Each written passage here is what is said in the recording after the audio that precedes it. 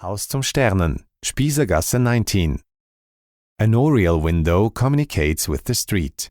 It expands the view of the residents and simultaneously makes them visible.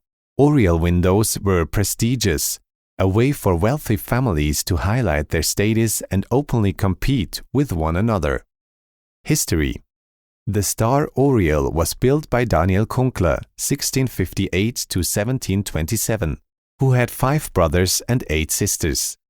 Around 1700, the brothers not only lived in the area, but also had imposing houses with Oriel windows.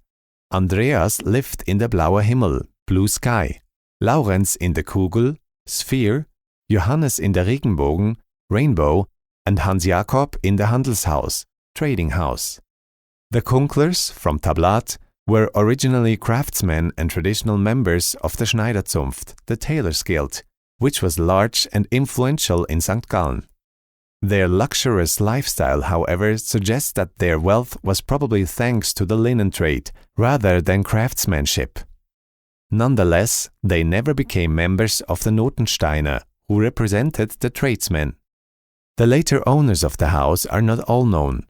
Both the Zollikofer family and the Reutlinger family owned it at one stage.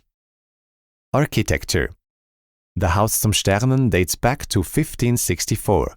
Individual parts are, however, older.